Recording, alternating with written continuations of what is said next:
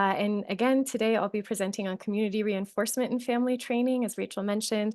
And this is really by request. We heard from a lot of providers who were really interested in hearing more about frameworks for how to get family, friends, social support system more engaged in patient treatment. And CRAFT is really the classic evidence-based model for that. So I'm excited to go over it today. So our learning objectives are to review the foundational principles of the community reinforcement and family training approach, to discuss the importance of engaging the social support system for patients with substance use disorders, and to examine the evidence base for the community reinforcement and family training approach.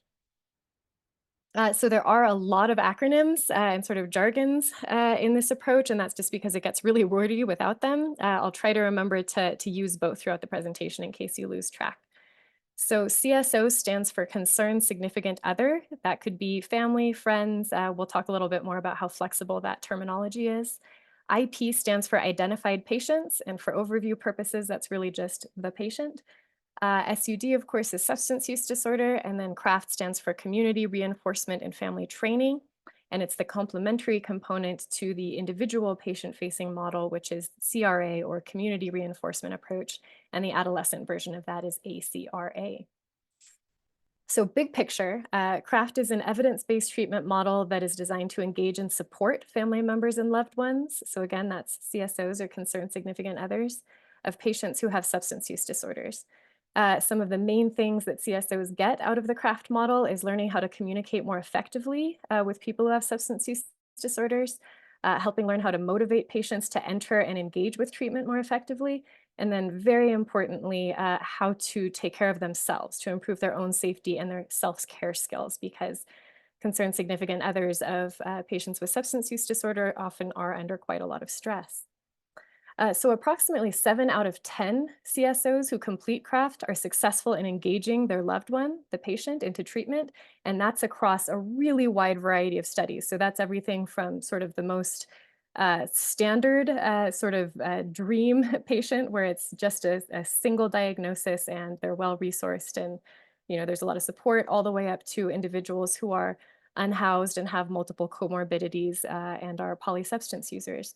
So 7 out of 10, considering the breadth of that population, is really a very striking number, and we'll talk about why it works so well. The average number of sessions is 10 to 12, but it is really pretty variable. It's a very elastic format, so you can add in additional modules when it's relevant. And it can be applied both in individual and group formats. I'll say, as a provider of CRAFT, that I've mostly done it in a group format, and I really think there's a lot of benefits to group formats, because one thing that CSOs very regularly mention at the end is that one of the things that was most important for them was having that community of other people who understood what they were going through. So they like the skills, they like the clinical support, but they also really, really say that it means quite a lot for them to get that validation and normalization from other community members. So before we go into what the model looks like, I wanted to go over the evidence base briefly. In terms of the original evidence base and where CRAFT sort of became a big player in the scene, the first randomized controlled trial that compared CRAFT to Al-Anon, and just in case folks here aren't familiar with Al-Anon, that's the complementary family component to Alcoholics Anonymous, so where family members of people who are attending AA can go to get support. So this RCT compared those two and found that 6 out of 7 patients that were associated with CRAFT group entered alcohol use disorder treatment, as compared to 0 from Al-Anon. I want to be clear, I'm not saying that Al-Anon is a bad idea. I've known quite a lot of patients' family members who have gotten a lot out of it. This is on this specific outcome metric to show that CRAFT's goal of engaging the patients into treatment is quite effective as compared to other somewhat comparable conditions. Notably, with that study, they found that even before entering treatment, the IPs in the CRAFT condition had already decreased their consumption by more than half. So that says a lot about what the initial skills that are taught early on in CRAFT had already done to help benefit the patients. Then there was a National Institute of Alcohol and Alcohol Abuse funded randomized trial that compared Al-Anon and then the Johnson Institute intervention, which is, just very briefly, this might be what you're familiar with from reality TV intervention. So that's when the loved ones, the family and friends all get together in a room, and usually surprise the patient and tell them about how their use has affected family and friends and why they think they should go to treatment. So they compared Al-Anon, Johnson Institute intervention, and Kraft, and found the following rates of patient engagement. This was specifically for alcohol use disorder treatment. 13% for Al-Anon, 30% for the Johnson intervention condition, and then 64% for the Kraft condition. So obviously a big leap there. And again, Kraft was originally really structured around that idea of helping patients to enter treatment effectively.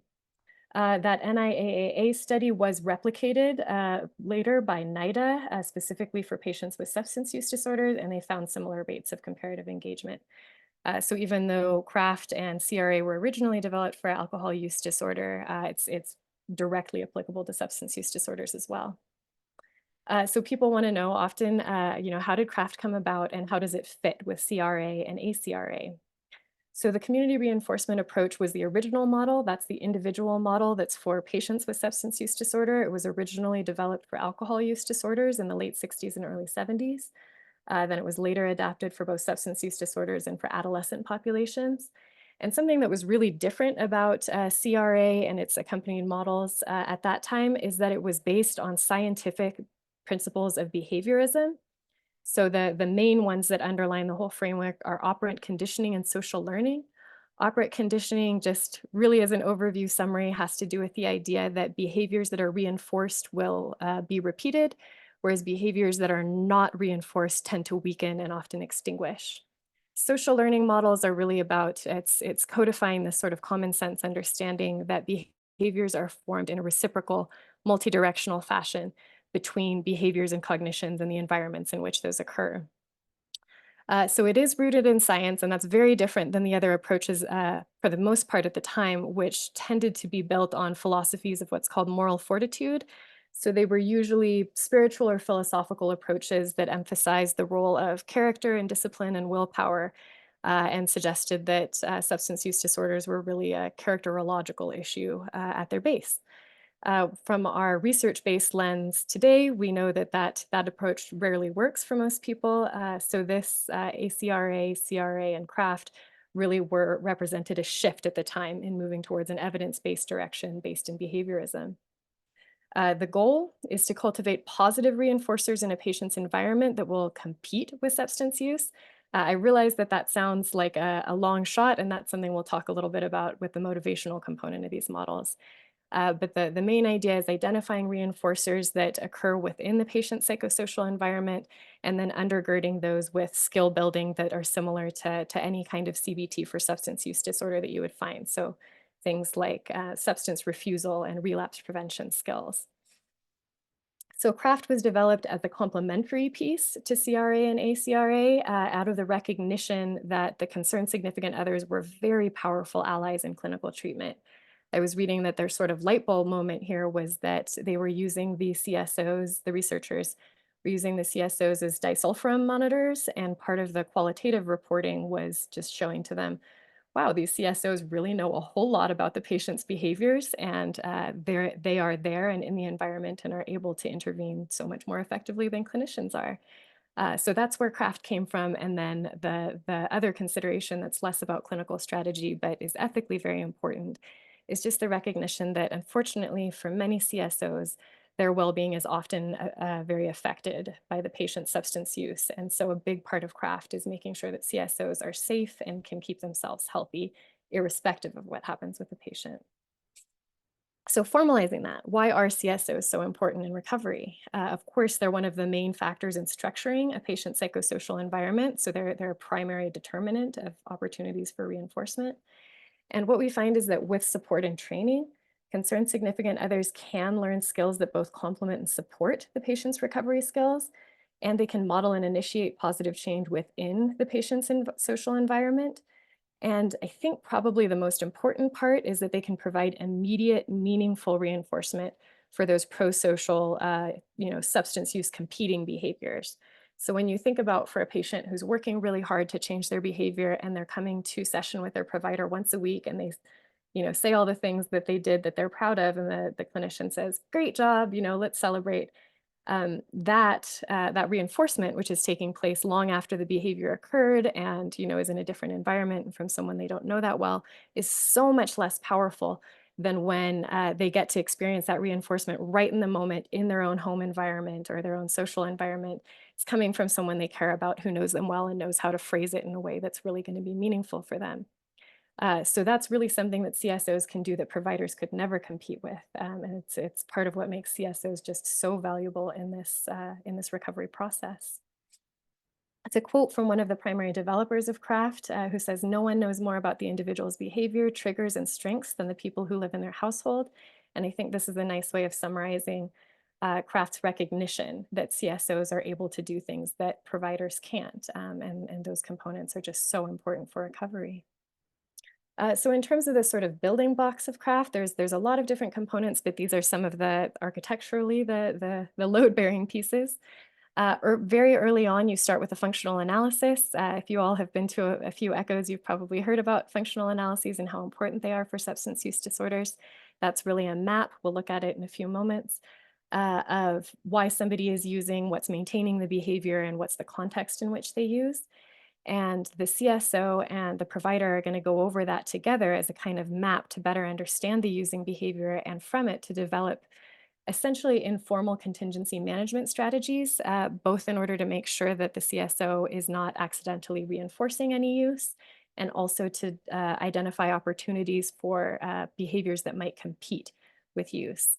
So where you move from there is reinforcing, teaching the CSOs how to reinforce the patient's behavior differentially. So you're going to make sure that they are taking every opportunity they recognize to very immediately and potently reinforce any kind of pro-social non-using behaviors, and then make sure that they're deliberately withdrawing reinforcement in the context of any kind of using behaviors or using affiliated behaviors. The third part, this can be really difficult to learn for CSOs. This is about avoiding interference with negative consequences of the patient's substance use. So this is very similar to a term that's used that the craft developers really discourage providers from using, which is enabling. And I'll say I do not use that term within craft or generally because I agree with the developers that it can pathologize some very just normal, well-intentioned behaviors on the part of the CSOs. So it's just a convenient shorthand for that typical behavior. And what CRAFT does is help CSOs to recognize when that might be happening, when they might be accidentally or unwittingly shielding the patient from some of the natural consequences of their use, and teaching them how to step out of the way, essentially, so that they're no longer shielding the person and the person is having the learning experience of what the consequences of substance use are. The fourth part is communication skills training. That's something that's built in really early because it really dictates how the other skills are integrated. We do find that communication is rarely happening in a positive, constructive way in households and communities where substance use disorders are a prominent feature. Then towards the end is the treatment entry training. That's about that outcome metric of, are the patients engaging with treatment? Are they entering treatment?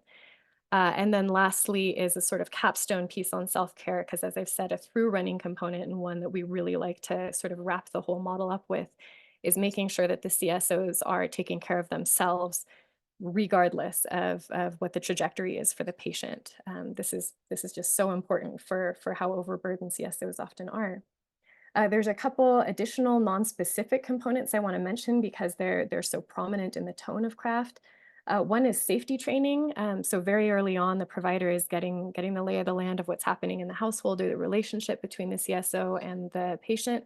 And if there are any concerns for domestic violence or any other kind of safety risks, then that's going to be foregrounded. And there are very specific modules that we incorporate to make sure that CSOs have all the support and the resources they need to stay safe.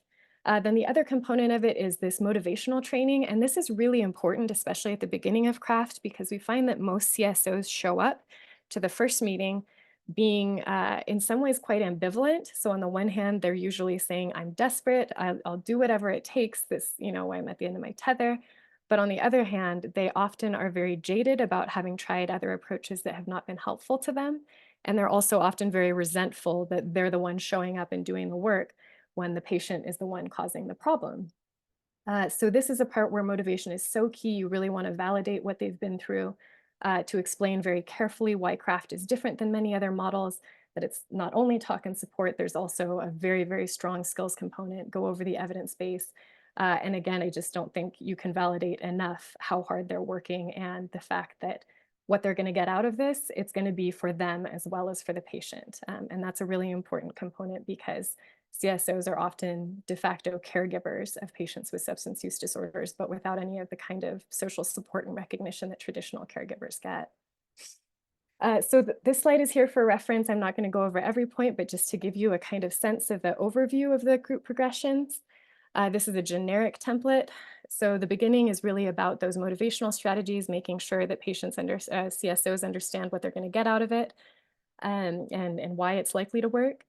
Group 2, you get the functional analysis in there right away. So that's that mapping out portion of figuring out, why and how the patient's using behavior is being maintained. And we'll look at that momentarily. Group 3, like I said, you get the positive communication skills in there really early because that's going to determine how all the other skills are absorbed. Groups 4 and 5 are that sort of contingency management informal strategy part. So that's about both giving and withdrawing reinforcers. So recognizing both what are the patient's healthy behaviors, how can we reinforce those? And then also how can we recognize all of the behaviors that are associated with use, not just the use itself, and make sure that we're withdrawing reinforcement in that context. 6 would be natural consequences of substance use. So again, that's about getting out of the way of the natural consequences instead of accidentally or sort of misguidedly, perhaps trying to shield the patient from them.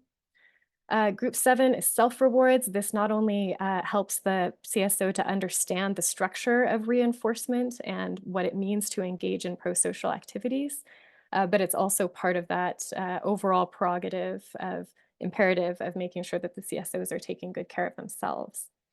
In the traditional structure, group 8 would be about inviting the patient to enter treatment. So that's about both identifying what the motivational components are that are going to entice them into treatment, as well as figuring out what the best moment is, what the best timing is, and making sure that they're able to enter treatment very quickly and easily if they agree to. In the standard format, one of the last groups would be about concrete harm reduction, usually including naloxone training and distribution. Love that that is built into the group structure. And then group 10 typically would be graduation. I would say most of my experience with craft groups is that this is this is a joyous event, even if things have not gone the way that the CSOs hoped with the patients. They really have gotten to know each other really well, and they feel like they've learned a lot. And this can be a really fun group to be in. That's also when we administer the client experience survey because craft is very non-hierarchical and very participant driven. So as a provider, you get to learn a lot about what was most helpful, what you might want to focus more and less on next time, and it really gives the CSOs a voice. And then, as I said, it is very flexible. You can add sessions as warranted. As always, safety is the biggest priority, so domestic violence precautions are a really big part is relevant. And then some additional potential modules would be things like problem solving or relapse prevention if that seemed indicated for the CSO and the IP. So I did want to actually show what some of the concrete interventions were from craft, and the functional analysis, like I said, is kind of a copestone. So this really is very similar to most functional analyses that you'll see in any kind of behavioral treatment. You'll see at the top it has external triggers, and then that breaks that down to the who, where, and when. Internal triggers, so that's things like thoughts and feelings that surround use, the different components of the actual using behavior, and then quite a few different dimensions under short-term positive consequences. So not just what they like about using substances, but what they like about the context in which they use, socially and, even chronologically, et cetera. And then lastly, the long-term negative consequences. So how is this making their life hard in the long run? And something that's so fascinating about going over the functional analysis, both with a patient and with a CSO, is that patients generally, with just a bit of facilitation, are able to easily explain what the short-term positive consequences are, but they often have a very difficult time identifying the long-term negative consequences, especially adolescents. And the opposite is true for CSOs. It's easy for them to see the ways that this is making the patient's life harder over time. And it's often very hard for them to understand if they don't have their own history of substance use. What's so great about it? Why are they willing to ruin their lives sometimes for this behavior? So this is not only helpful for the CSO in terms of mapping out opportunities for that contingency management, it's also really helpful as a kind of meta intervention relationally to help get the CSO a little bit more curious and to have some perspective taking about the patient's use, because that's going to be a different kind of mode of perspective than they're used to taking on it usually. And it can improve the relationship a little bit if they're able to take a step back and look at all of the things that go into maintaining this behavior. Positive communication skills, this is really such an important part of the craft model. Again, I won't go over each one of them. I'll just hit a few main points, but I want to say that the main point here when we talk about positive communication, it's not just about putting a happy face on a difficult situation or some kind of, brief, positive skills. It's really about shifting the whole tone of the relationship through the structure of communication, because people who have substance use disorders are really used to experiencing quite a lot of negative communication. There's conflict, there's criticism, there's a lot of conversations about what they're doing wrong. And what we know about human behavior in general is it's really hard to listen to a lot of negative communication. It is human nature that we get on the defensive and we can't really hear what people are saying if there's just this constant inflow of negative communication. So these skills are really fundamentally about shifting the way that communication occurs, not only around substance use, but about household community and relational issues in general. And this turns out to be very pleasant, usually for both CSO and patient. It takes a while to get integrated, but this is one of the things that CSOs most often say was the biggest piece for them, was just learning how to change the framework of how they communicate so that the patient is able to listen better, and so that, frankly, communication is just a more pleasant experience in general for both of them.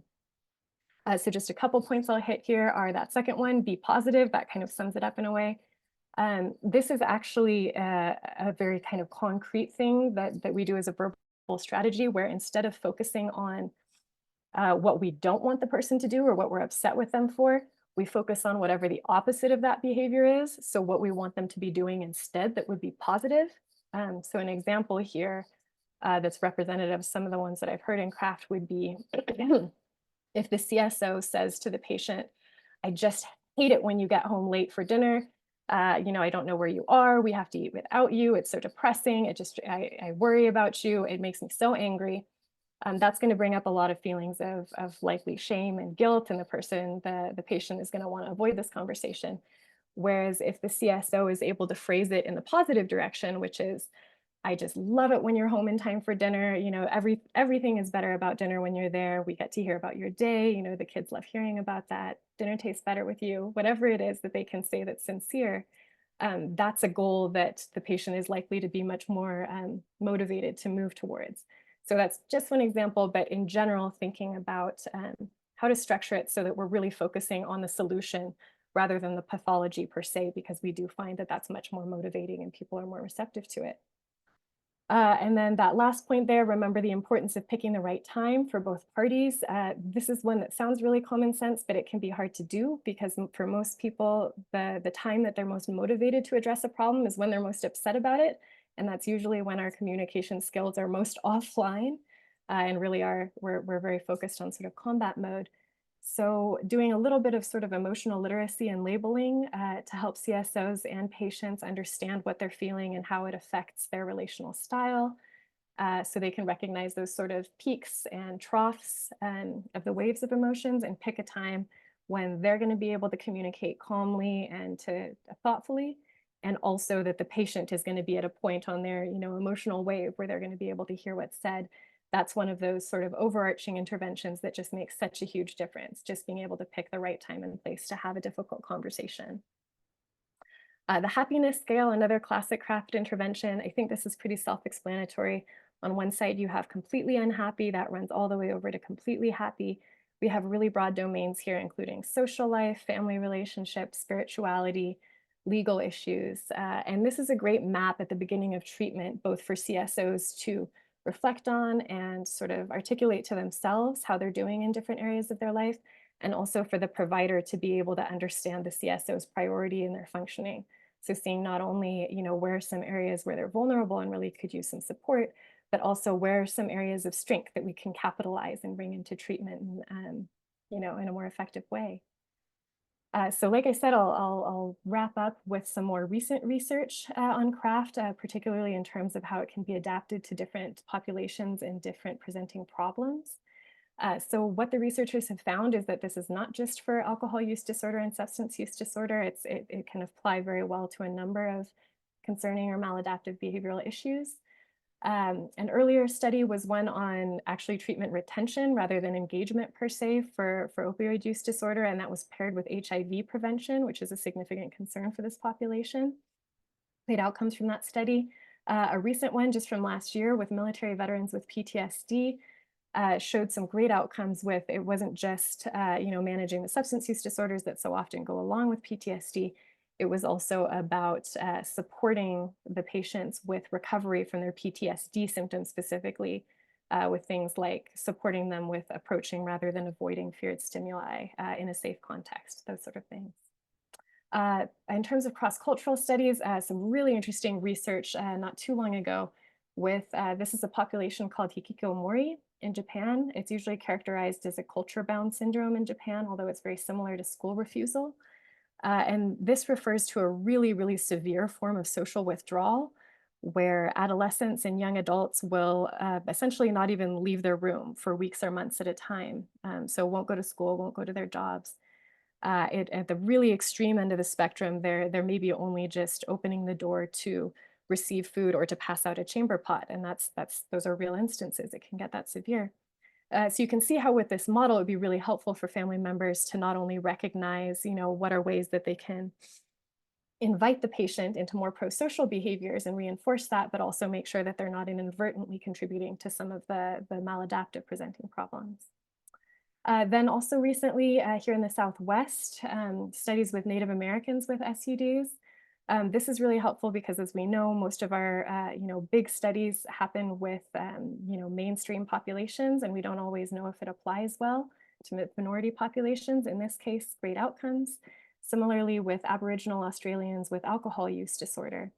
And one of the things that the researchers pointed out about why craft is multiculturally responsive and why it's more easily adapted than some other models to different populations and presenting problems is because of that emphasis on embedded reinforcers, the idea that the CSO is going to recognize what's most salient and meaningful to the patient, much more so than perhaps preconceived notions on the provider's part. That there's that really elastic definition of who constitutes family and friends and communities, which can look very different in different cultures. And one part that I really love as a strengths-based provider is that this model is not just focused on pathology. It's not just about symptom reduction. It also, as you can see from the happiness scale especially, focuses on what does the good life look like to you and how can we help you get there. So it's not only about shrinking the symptoms, it's also about expanding the good parts of life. Because what we find, just as in that model, is that when we can reinforce and support the pro-social behaviors, that in itself tends to shrink the using behaviors commensurately. And then lastly, craft, of course, emphasizes that connection with community resources. So that might be, for example, elders or traditional activities that are interpolated with cultural values, beliefs, and pro-social non-using behaviors, whatever form it is that they take. So I'll wrap up with just some resources. The developers of crafts and their affiliates have written several public-facing books that you don't need any kind of clinical training to be able to understand. I have found those can be really helpful for CSOs who are not able to attend group or who just want additional material after group. Then there's also the craft treatment manual there. And then as Rachel mentioned, there's a SOAR-sponsored training at the end of July, and there's a link there. I would suggest checking out soon because I do see that they often fill up. I know people are eager to learn about craft.